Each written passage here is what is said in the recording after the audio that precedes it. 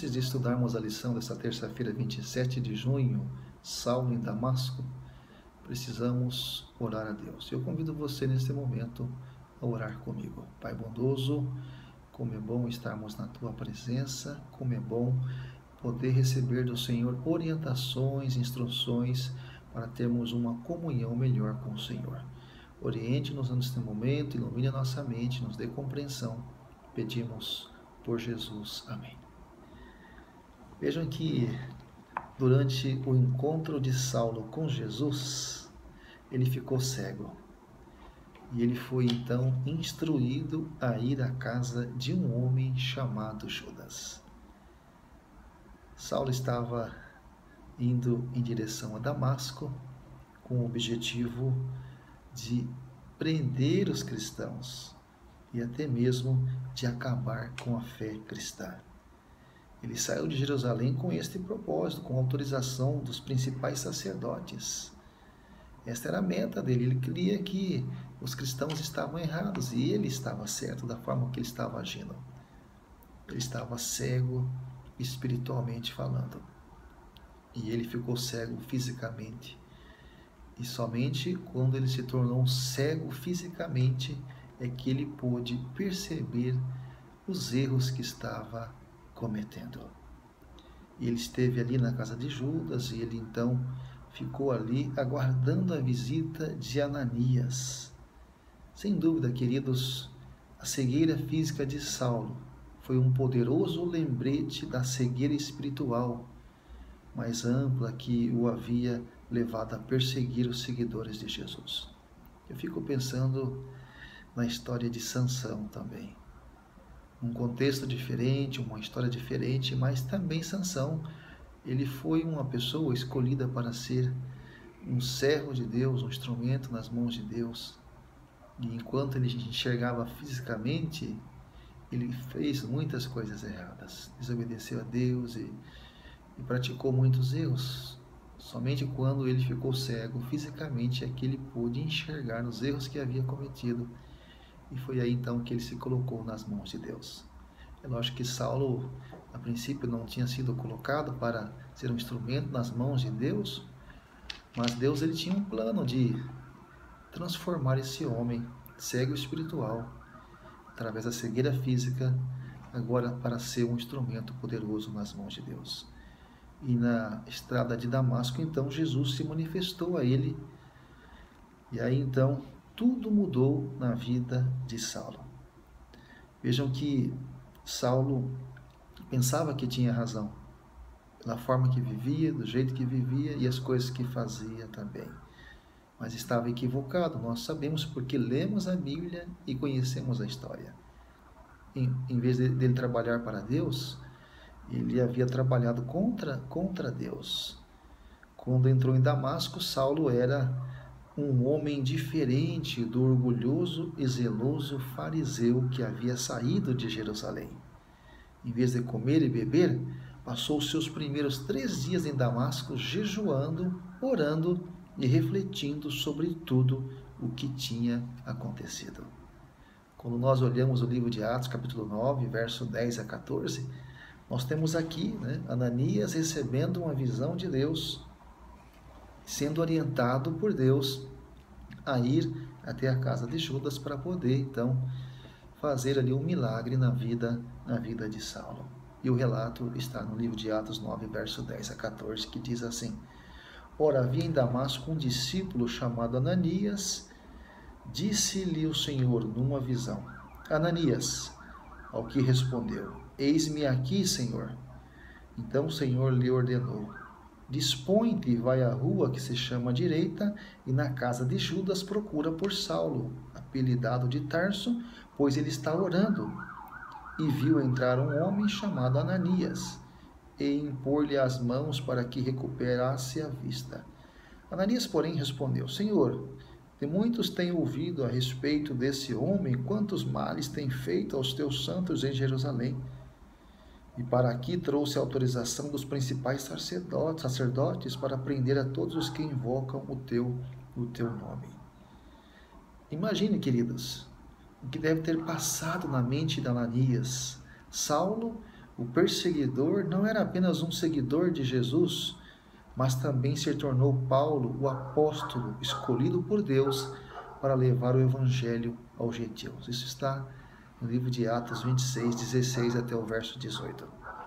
Não é de admirar, queridos, que Ananias estivesse um tanto confuso.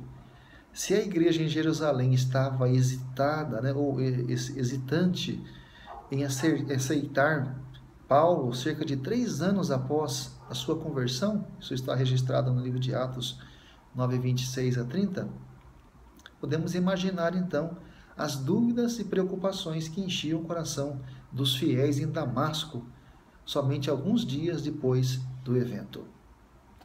Observe também, queridos, que Ananias recebeu uma visão do Senhor mostrando-lhe a notícia surpreendente e inesperada sobre Saulo de Tarso.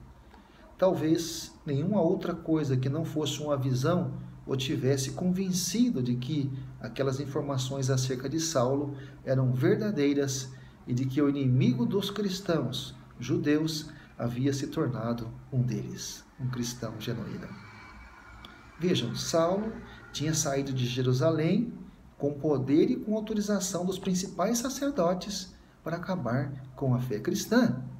Isto está em Atos 26, verso 12, como eu já falei anteriormente. No entanto, Deus tinha uma missão bastante diferente para Saulo. Deus tinha uma missão para ele, apoiada na autoridade, muito maior. Saulo devia levar o evangelho ao mundo gentílico. Uma ideia que Ananias e outros fiéis judeus teve que aceitar. Ficaram chocados, mas pela orientação de Deus acabaram aceitando. A conversão de Saulo foi algo brilhante, algo extraordinário.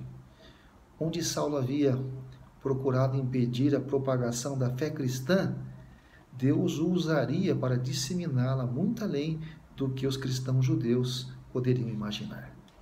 Eu convido você a abrir o livro de 1 Samuel, capítulo 16, verso 7.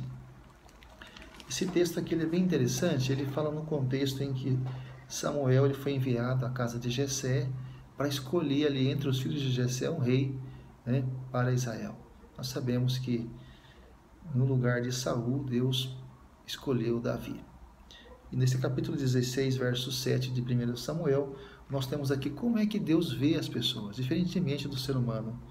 Diz assim, porém, o Senhor disse a Samuel, não atentes para a sua aparência, nem para a sua altura, porque o rejeitei, porque o Senhor não vê como vê o homem vê o exterior, porém o Senhor o coração.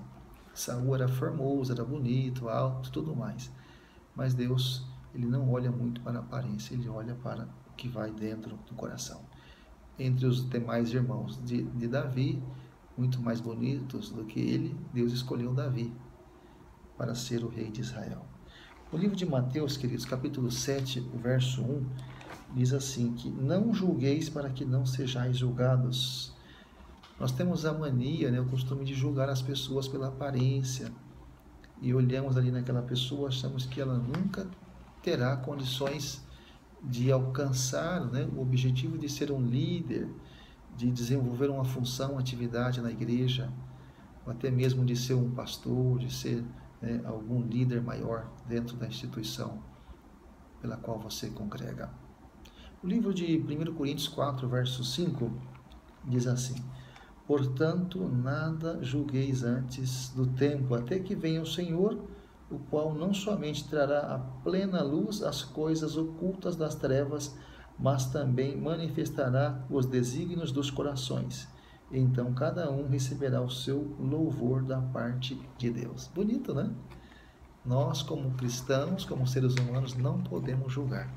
Deus escolheu usar aquele homem que era um perseguidor dos cristãos e o transformou numa pessoa consagrada, transformou-se no maior pregador de todos os tempos, Depois ali de Moisés, Jesus, ele foi um grande pregador, um evangelista nato, visitando vários países, um homem que falava vários idiomas, realmente foi uma bênção para a causa de Deus.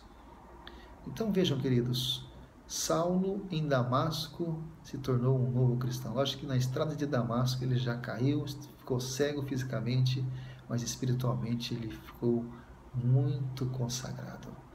Será que você também está cego espiritualmente? Será que você não precisa voltar a enxergar?